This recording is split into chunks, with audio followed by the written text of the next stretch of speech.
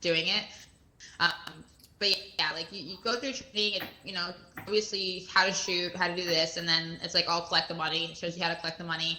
I also played on the keyboard on my computer for the first time. I'm not sure if I'll ever be a keyboard player. Definitely going to go with the remote control next time, even though I'm not that great on remote controls. Wish it was in VR. I kick some ass, but hey, it is what it is. But yeah, it was pretty cool. Nice. That sounds like a pretty heavy game. How did you download it? If you don't mind me asking. So it's a little tricky, right? Because some people, I saw that some people were having issues downloading it. So what you have to do is you have to go on the Call of Duty website, and then you have to make an account if you don't have one already. And then after you make an account, then you have to either download it from battle.net, Xbox or PlayStation. Those are really the only three options, even though it gave me the options of doing it to Steam for Windows, but Steam does not have it. You cannot download Call of Duty off Steam. If you're going to download it to your PC, you have to download it off battle.net. And then you have to make an acquisition account as well. And after that, you should be good to go. Okay. Yeah, I figured since it's an Activision game that they'd be using strictly battle.net. But I was almost tempted to link my Steam account last night, and I'm glad I didn't, because I do have a Battle.net account with a couple games. Yeah, it's gonna be pointless. It's not gonna do anything. Yeah, it gave you the option at first when you sign up for CallOfDuty.com. It gives you the option to sign up with Steam, but it's not gonna do anything. So. Well, figures. Well, thank you for that conversation, and the rundown on this latest advancement in the franchise for battle royales. For esports, I think that this is going to be a game changer when it comes down to first-person shooters, in the way people are going to be live streaming as well. Or games are going to be live streaming, and I'm glad that Tencent isn't involved in this. So yeah, they are the manufacturers of the mobile game. So I'm just glad that they weren't, doing this one. So nonetheless, let's go ahead and jump subject, shall we? I believe that Jerome wanted to talk about our expo that's coming up. Not that's coming up, but that happened this previous Sunday. MIT Bitcoin Expo happened in MIT in Massachusetts. And if you guys haven't have Telegram, definitely join the chat, t.me/VR Bitcoin. In there is where I found out about the MIT Bitcoin Expo. It's a pretty cool event. It happened in the real world, and then they streamed it into a new platform we tested called Mozilla Hubs.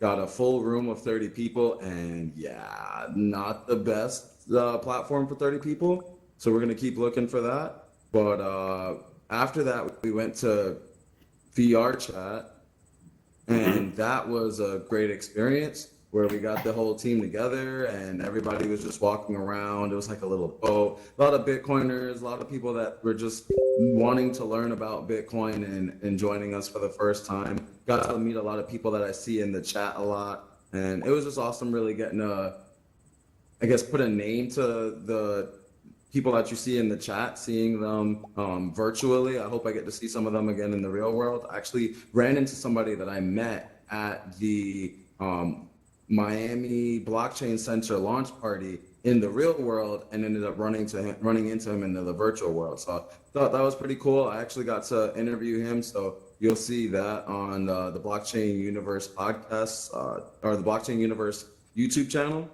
This whole thing that we're recording right now is actually being streamed on there as well. So if you guys check on all platforms like YouTube, DLive, all over, you can be able to see from different points of view, like Patrick and Brian's right now, where we're discussing this in VR, as well as you can see it on all platforms like YouTube. But yeah, it was a great experience, and definitely can't wait to do more expos and events in virtual reality. Like Annalise was saying earlier, there's a lot of conferences and events that have been canceled due to the flu that's going around. So it's great to be able to have a way for people to still interact with each other without needing to come together physically. Yep, I completely agree. But isn't there a mining conference that's coming up soon as well that might take place in VR as well? That I was alluding to. It's like having to do with disrupting traditional markets. Are you referring At to the Mining Hilton? Disrupt? Is that Yeah, is that the exactly. conference? Is it taking Yep. place in so I'll be we'll be part of that conference. Bits and Tokens will be taking place. It's here in Miami. And I know they wanted to have a VR portion to it. Now that this virus is going around, I don't know if they will switch to full VR. That may just be a possibility. I actually have not talked to the people who run the company, but that would be an interesting thing. There's actually a lot of companies who are looking to do things in VR or are trying to push their conferences to the end of the year.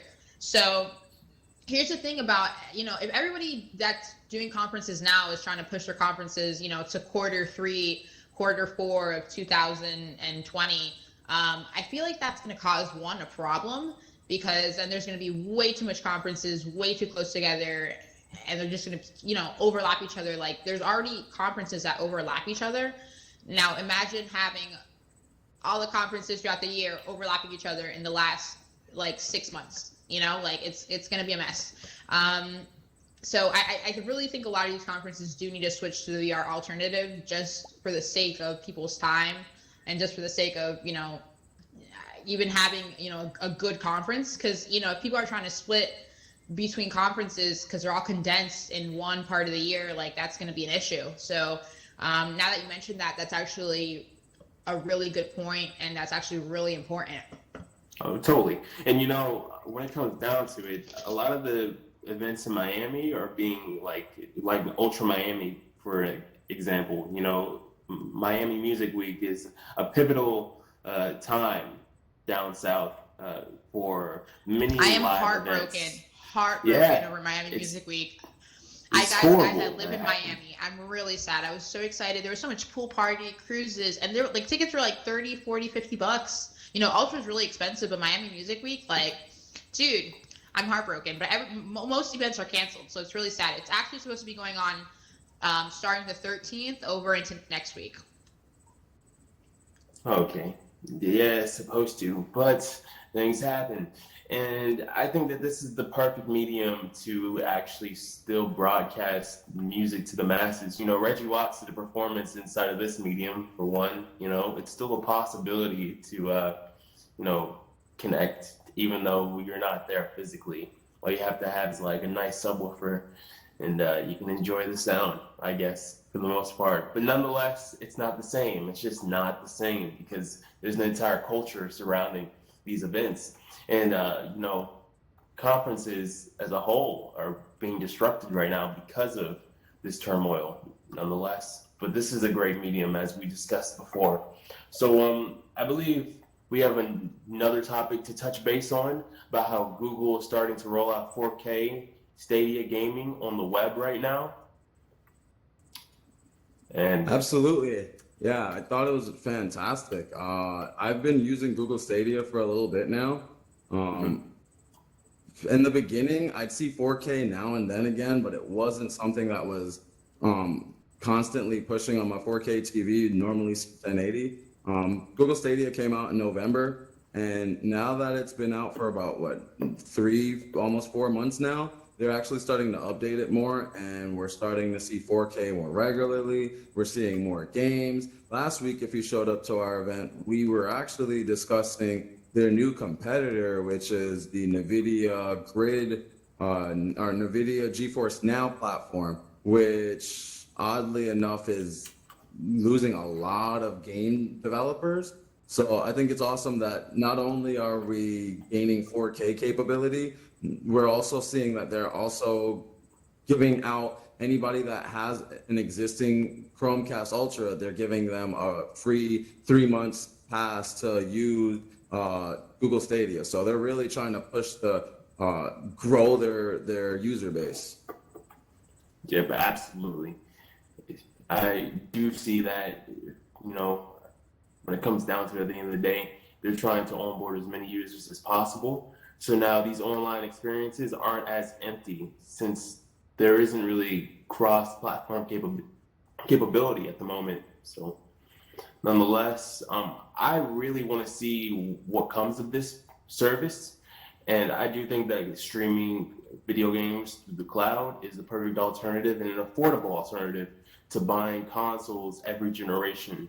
So it's gonna, create less waste, and it's also going to enhance experiences, nonetheless. Anyway, let's go ahead and move on to the blockchain gaming portion of our live stream. Brian, would you like Yes, to go over indeed. digest? Okay. Yeah, I would love to. Thank you very much. Not too much going on so far this week, so I'm going to touch base on a few things and then mostly from last week. The big thing this week is Axie Infinity, their Blood Moon Rising. They just had their official patch 1.0, their big update, and that brought in new gameplay for the main storyline, new daily quests, some achievements, and a few other additions to the game. So, as well as the DAI token rewards from Season 1. So, from playing the story missions, you collected these tokens, paw tokens. I don't remember the exact name of their tokens, but that you can then convert them into the I think MakerDai. I don't remember the exact name of the project. Yeah, it's a stable Yeah, yeah. coin. It's tied to US dollar. That way, there's still physical fiat value Okay, behind the okay. gameplay. What is Blood Moon Rising exactly? Could you explain that game to our audience? Yeah, so Axie Infinity is a project, a crypto game that has been out for the past couple of years, and it's essentially a fighting game where you have these little things called Axies. They're like little digital pets that you add to a team, three Axies to a team, and then you send them out to battle.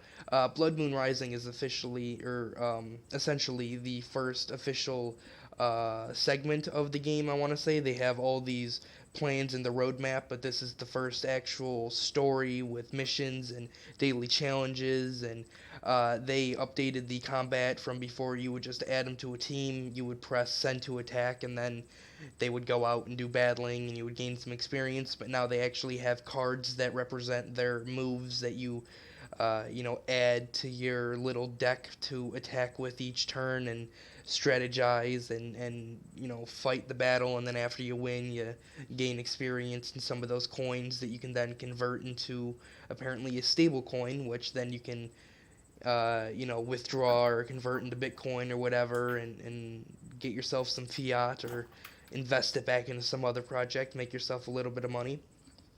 But yeah, so they've added a bunch of new content out for that game, so definitely check it out. It is download. I believe it's already on iOS and Android. If not already, it's coming very soon, so it should be on all platforms, Mac included. That is Axie Infinity. As far as some other ones in the past week or so, EOS Dynasty has had a few updates. That's both on Android and iOS, as well as their desktop, the browser mode. F1 Delta Time, they have an Ultimate Collectors competition with crates to be won. So another, crypto game. This one where you have these F1 sports cars or different vehicles that you can collect and I believe race with one another. I'm not sure if it's a live game yet or not. Last time I checked, it was still in development, but that could have changed as of recently. Gods Unchained has a new cards and a few updates. They just had a new major update, so just added in some analytics on some of their cards and some updates on that. As far as Decentraland as well, I know within the first week they had what was it? I think if I can find it. So sorry about that, but it was 150. I don't know if it was dollars or their own mana tokens being traded through the platform within the first week of their launch. I know it's been just about a month now, about 3 weeks since, and since then, here we go, over 150,000 mana earned in 7 days from in-game transactions and selling. So since then, I'm sure it's jumped up to at least, maybe 400,000, 300,000, at least double that initial amount. But either way, mana, as far as I remember, is I think 5 cents a piece. 100 mana was 550 when we got our avatars, so that's already a good chunk of $1 million in transactions from just a couple of days of their launch. So it's amazing to see how far that platform Last has come. Hmm. last time I checked, mana was actually far more expensive. It was rallying, and I really wanted to get involved, but the price was, something I couldn't actually see feasible since I'm already investing in a ton of other digital real estate platforms on the, Ethersphere. So, but yes, Hmm. please do continue the digest. Yeah, just one or two more. Wax, the Wax platform, some of you may or may not know it, officially owns Opskins, which is for Steam when you're playing CSGO or any of those other very popular online games that have skins or collectible items in your, that you get from crates or from, unlocking at level or whatnot that you can trade and sell to other players on the Steam marketplace. They have their own side sector for blockchain assets, and they just recently partnered with Tops. Some of you may or may not know them as the people who make the collectible baseball trading cards and a few other collectible cards, such as the Garbage Pail Kids.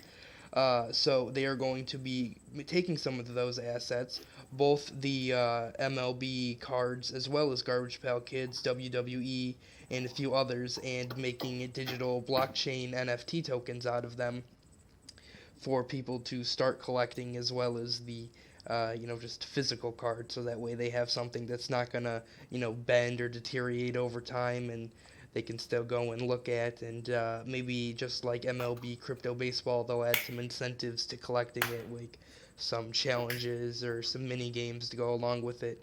So that's something exciting to look forward to. I know Topps has been a very established brand for quite a long time.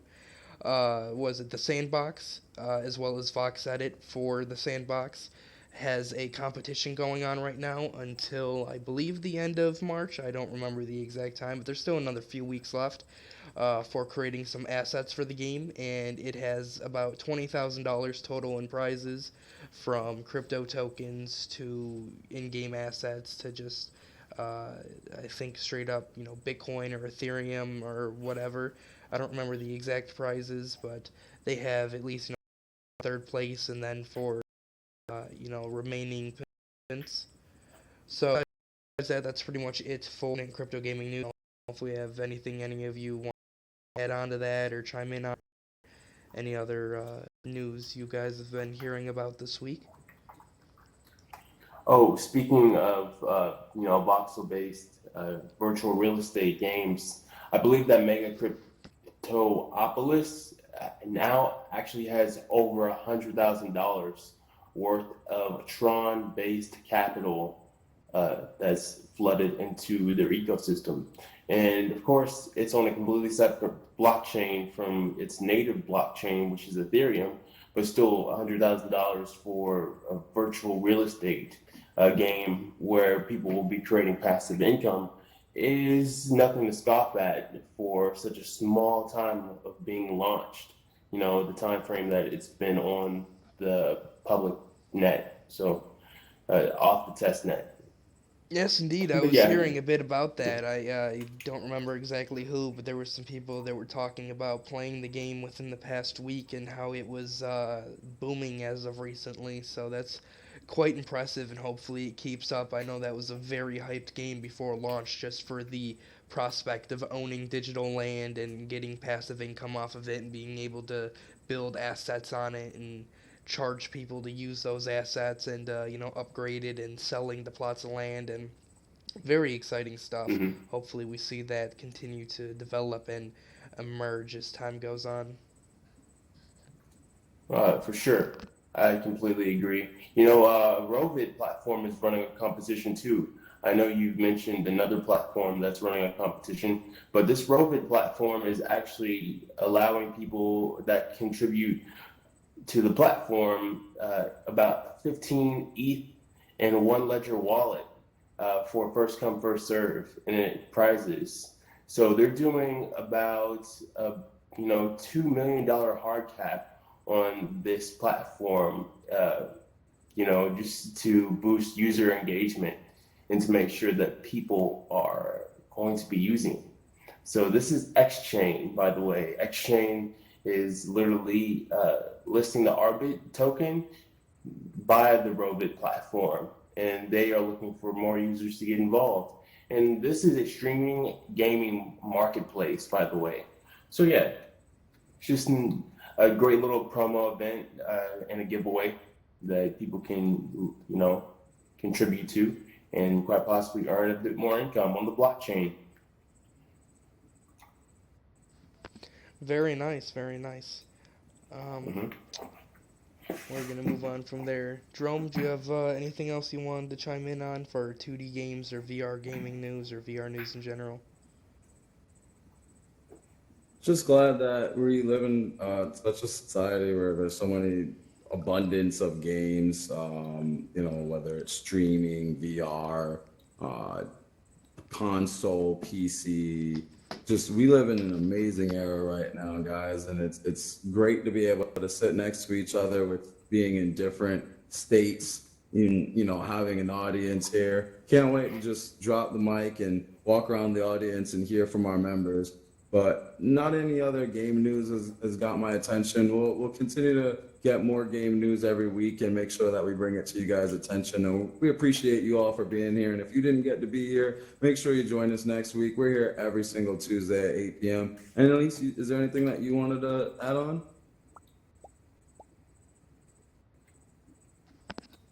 No. Looks like we have a Okay, question sorry. up I there. was trying to mute my mic. All right, but no, I think we're good, guys. Just stay safe again. Due to this outbreak, make sure you get low gas, and everyone keeps saying that there's a recession coming soon. So, make sure to buy the dips, buy the lows, buy it when stocks go low, stock up your money, and I think everyone should be okay. I completely agree. Nonetheless, thank you for tuning in. All right, guys, we're out of here. Take care. Peace out. Thanks for joining us. Have a good day, guys. Indeed. Peace out, everyone.